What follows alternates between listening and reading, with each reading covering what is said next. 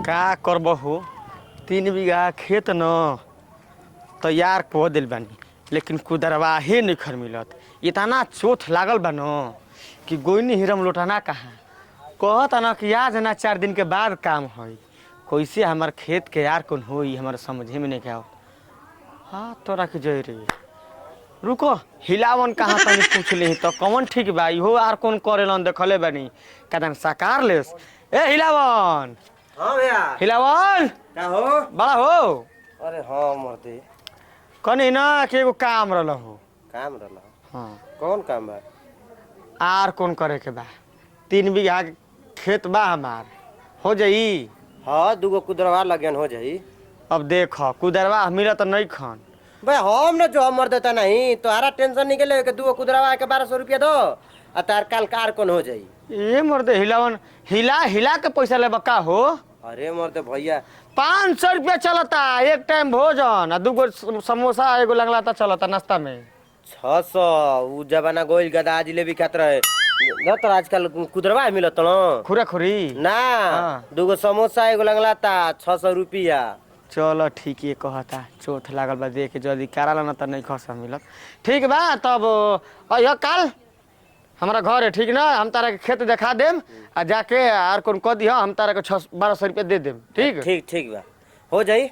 Mobile चलाओ ना हाँ, मोबाइल चलाई आराम मोबाइल में तार डाल देम पैसा के टेंशन मत लिया हम पैसा पहले दे देना। अरे हाँ मर्दे पैसा ना देबो तो बताओ कैसे घर परिवार चली बताओ। ना ना हम जानत रहे भाई लेबर मजदूर आदमी के पैसा दे दे हल्ला दे देम आज मन टाइम से एकदम टाइम से हमनी के दोनों जना आ जाई तारा द्वार पर। हाँ हो जाए के चाहिए 3 बीघा एकदम हो जाई तू टेंशन मत लो। ठीक है तो हम जाते हैं। ठीक बा चलो। बताव जतना इनका संगे काम करे गई न सही जे चिरागन चलिए न आ भुटेली चलिए न आ इनकर हमके थाए पता ना चलेला कि कब आवे ना सब काम करके चलिए रहे। इनकर पता ना कौन बेरा होला आवे ना 6 बजे 7 बजे राती खने दिमागे ही मरद जरा के रख देना हमार। पता ना दुनिया ऊपर ही एगो काम करता ना कि और आदमी काम करता बोला पर कोई हाँ हम काम करते तो हम ना जानता नहीं घरे बैठल बैठल तो तब फुटानी अबे करी बोलबे करबी। अब मर्द हम बोल द 2 बात तो वो ना सहल जाई। का करबहो पैसा ले ले बालो तो उन्हन के मन वाली काम करही के ना पड़ी ना करब तो अगला बार से कामो ना दिह सन। ऐसन काम करावत हम खेत पर खड़ा हो के न कि हालत न खराब हो जाता। सारा पेशाबो करके फुर्सत नहीं कर देत धूप छे मार के आदमी सोचे तन कि तनी देह सोच करी ते चिल्लाए लगत सन कि चलो चलो चलो जल्दी करो हो कम बाकी बा हो कम बाकी बा। सरवा एक से एक आ भूप भरल बन दुनिया में न धकेलने मलिकार के ठीक ह उनकरा काम पे इतना भार ना पड़ला। एको बार अपना खेत पर झकही ना जलन अपना मन से जीवन करे के बताओ आदमी करेलन आ टाइम से घरे चली आवेलन। उ बेचारा अपना घर जे पैसो दे देला और सरवा बाणस न कि पूछबे मत कर। का करब गरीब घर में जन्म ले बड़ा तो कहिए के ना खाए के बा ना करब तो कहाँ से भोजन भेटाई। चलो हो 2-4 बात सह लो आ काम कर लो उहे बा दुनिया में केने बाड़ू हो का है कुदारी लेके दिन रात यही के पीछे मरल करतनी हमरा बुझाते नहीं खे कि कौन काम रउआ करतनी सब चल आवता लेकिन रउआ कौना बेरा आवतनी का करतनी वनिया। देखो हो मलिकार लोग छुट्टी दिहन जा खेत पर तबे ना हम घरे आई। काहे इतना खिसिया तड़ू कोनो मेहरारू से हम गप सड़ाका ना लड़ावत नहीं कोनो 103 पर लाइन ना मारत नहीं तो खिसियाइल बड़ू आ फायर बड़ू। इतना भेजा गरम ना कल जला कबो कबो भेजा के शांति क के रख। आ कुदारी के देख बुराई मत कर कुदारी ना पगली ई सवांग हो इहे बात 600 रुपया भेटाता। कुदरिया ना रही न तो केहू पूछे वाला ना रही। हाँ हे कुदरिया सवांग हो तोहरा का लगता अब कुदारी लेके जाई तबे ना आर छाट के खेत में गिराई हाथे ले थोड़े घास छिलाई आर कौन कोड़ाई कुदारी से न कोड़ाला। जब आर कौन कोड़बू न तो 600 रुपया भेटाई जब बैठ के कबरबू तो 300 रुपया भेटाई। तो बोलो केकरा में फायदा बा कोड़ाला में फायदा बा कि कबारला में फायदा बा? ना यही में फायदा बा तब एकरा के बढ़िया से अस्थिर से रखनी जान जानी कि एगो सामांगे बाई। सुनी जितना लड़का है आपके संगे काम करे जाता ना सब कुल चल आवता ना सब 5 बजे जी और रहुआ काहे 6 बजे 7 बजे आवता नहीं जान तड़ू 5 अंगुरी बराबर बाटे सब मालिक के दे बा। एक आध गो मालिक शरीफ होलन, एक आध गो मालिक लंगा पुंगा होलन कि सरवा टाइम से छुट्टी ना देलन सन। वैसने मालिक के पाला पड़ गिरल ह। अब ठेका बयाना ले बोलू तो करही के ना पड़ी ठेल ठाल के। वैसन आदमी के कामे ना करे छोड़ छाड़ के चली आवे। का करब सीजन ह ना, हमनी के गरीब घर में जन्म ले बन जा पगली कोई ना जाई त खाइल का जाई रे। खाइल का जाई दिन रात आदमी खेते में मरता लेकिन ये खाली वो इंसान के समझ में नहीं आवत कि हाँ हतना आदमी मेहनत करता था टाइम से पैसा दे दें तो उतने काम करवाई। अरे सब आदमी है सबके जांगर है। अच्छा चलो ठीक बात कने कि खाना बनावे के तैयारी कर। थाकल बानी तनी गरम तेल कर दिहा, मालिश करी तनी जनते बड़ू करी हां दुखाते बेरा बहुत खटानी हो गेल बहु जान लू। अब का करी इतना दुखे सुना दी ना कि अब बोललो पार नहीं खेलागत। चनी खाए का पानी दिए तेल गरम करके तनी उनका के मालिश कर दी। एगो ये गांव घर में कल बा न कि चिरागन भैया के कि एकर पानी इतना मीठा लागेला न कि जब एक गली से हम गुजरी न तो मन करला कि एक लोटा पिए के चली। कलो इनकर ई कैसन देता रे मर्दे। ए लना मैं गाँव में हम कुदारी जो के आ गनी आ चिरागन में भौजी के कुदारी जे बा। चलो ये मांग ले तनी आ काल के 600 दिहाड़ी पूरा ले तनी। ए चिरागन में भौजी भौजी का जी ए मर्द यो सुतल भाई का बोली का भौजी का ए गरी लौकत नहीं को मर्द कहाँ रहतलू। कहाँ रहतनी घर ही ना रहब और कहाँ रहतनी। अरे घूमे फिरे गांव में घर में नहीं खुआवत का बात बा। अरे घरे उतना कामे रहे बाटे ना कि अब का करी फुर्सते नहीं के मिलत कि कहीं जाई आई।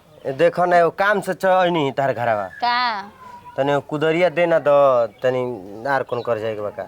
आ ये भगवान है कुदरिया हम रउआ के दे दी ये तो हमार समांग हो।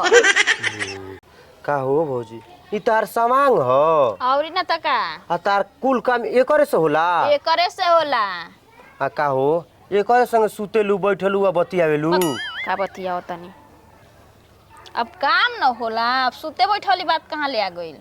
का है निकल गेल वहाँ का आ मर्दा कहूँ ना कि कोई है तो हर समांग हो। एकर मतलब उनका शरीर काम नहीं करत न मौगा भौका। ए खबरदार दोबारा ऐसे कह दिया तो ठीक बा यही से हम एकरा के ना दे लेके घर में रखम। ए मर्दे भौजी आखिर धैले न बा आखिर 200-600 रुपया आदमी दिहाड़ी पूजा लिया नहीं पता का दिक्कत बा।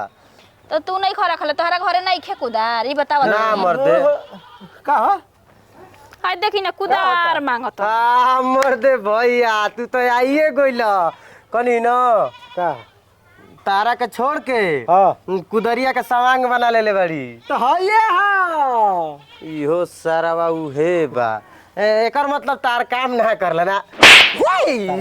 तोरा लाज शरम नहीं खेला कैसे बतिया तर का ना काम करला रे। हाथ गोड़ हाँ हाथ गोड़ काम ना करला यही तरह 600 रुपया छाप के ना ये हमार कुदारी सवांग बा आ जाई ना एकरा के लेके तो 600 रुपया बना के चले ना बिना कुदारी के आजकल केहू पूछ यार कौन करे वाला के एक तरह से ये हमार सवांग हो। तो तू कहत तो ठीक लगता बाकी ई कहत न तब बताओ गड़बड़ नहीं खेला कैसे गड़बड़ लगता रे। इहो सामान कहत या तू सामान कहत कुदरिया ना रही तो 600 रुपया दहाड़ी बनी आ 600 रुपया दहाड़ी हम कमा के लिए ना तो इहो खा ले हमहू खाई ना।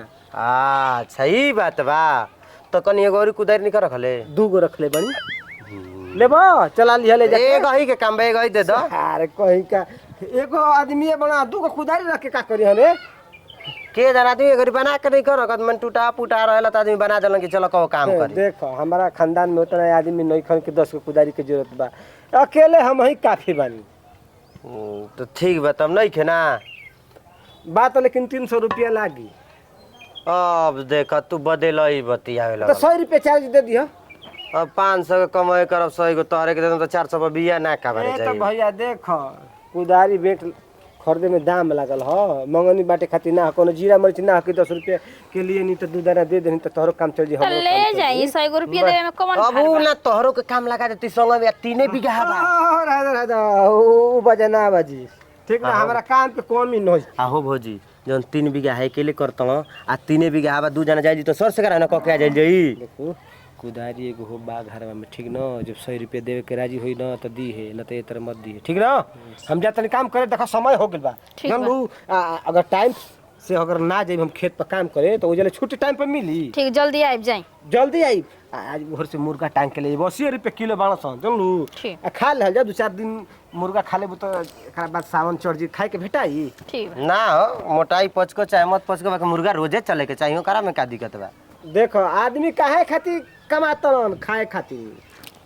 बल्कि दूसरा के कर्जा दिया हुआ चाहे मत दिया का ए हम कर्ज खोर हई केहू के कर्जा खा के हम बैठल बनी रे कौन अबे आदि सारा गांव घर में रे कि चेरे देना पैसा ले लेबे केहू के ओ तन डिंग हाके लगल झपेटन भैया कहत रहन कि देहनी 2000 रुपया आज ले देबे ना कइलो ए हमनी के लोग ले लेबे पैसा रुपया लेकिन हमनी के कोई के नहीं सुन ले बड़ हो ठीक कबो बा झरपेटा हमनी के देले बड़ रुपया कबो ना उ तो हमनी के काम पर त सारा कोनो गांव घर में 1 रुपया ना देलो सन आ जब उन्हन के काम पर त दौड़ल है से दाची और ले एकदम कि दे दे भैया मर्देसी फरल बा दादा मरतन माई मुअतिया एकदम दवाई बीरो के पैसा नहीं खे अच्छा छोड़ो कुल बात के गोली मारा एगो कुदरिया दे देना काहे के गोली मारे मर्दे कह के देखो गोली मारे के नाम मत ले ए ऊ गोली मारे के ना बात के हम कनी बात के छोड़ो बात के बाद में रह दो तो हम जाते हैं ठीक ना ठीक बात बा। समझ लो ना हां हां ए भौजी का ह ना ना कुदरिया धइल बा तहन मर देता नहीं तो ये बताई खा पी के 400 500 उड़ा गल तनी जा मुर्गा मछरी आ 100 रुपया देवे में भार पड़ता ए मर्द अच्छा तू ही बताओ 500 के कमावे आ 100 रुपया तोहरे के दे देम तो 400 बची तो 400 बिया ना काबार जैती हम तो जाई तो काहे का के- मांगतनी कुकुर लेखा हकर हकर कुदारी चलैती बताओ और वो कोई के कोई ना कि पैसा दी तबे दिए न ती मत दी आ गाँवे घरे बाड़ू तबे ना तारा संग कोई मांगे आगु ल ना त के आई तैसे तू हम तो गाँव घर में रही ना लेकिन कोई के दुआरी जानी कुछ मांगे तो रहते सामान आदमी मना कर देला हमरा के कि नहीं खे बुझली अब छोड़ा जाए 10 रुपया न ले बोली अब द लेकिन तुरंत ले आके दे दे अब दिन भर न जेकर पर जाइब 8 घंटा दे उ पूरा न करवाई अपन चलो का दिक्कत बा 1200 मिलते बा सगोइन के दिया जाई 1100 बची न हाँ आ का हो भौजी ये कहतड़ू कि मार बेट गढ़वा के आ कुदारी बनवा के रखले बानी तब का आई तुरंते बनवैनी हम यही इ त जाना त बांस के खूटी सामान हो ले जाए के ले जइहा जा तूर फाड़ के ले जाके दे दिहा जा गांव भर का आदमी के त इहे ढंग से उड़ भाई सब रहते सामान हम बहाना ए कर तो फ्री के देतड़ू 100 रुपया लेतड़ू कुदारी के आदमी मोटरसाइकिल आ तू दे साइकिल दे देता तो भाड़ा नहीं कन लेत आ तू कुदारी के भाड़ा तो ये लेतड़ू मोटरसाइकिल थोड़ी है। अच्छा ठीक बा 400 रुपया मिल जाई बता ना जब फ्री फंड का मिला था तो उख मजा तना जब बात कह दे बतिया के तो अपना ना छाटा तना जा कि का कहे के जैसे तो लोग बहाना करते जब हम सीख लेल बनी कि सामान रही कह दे फिर नहीं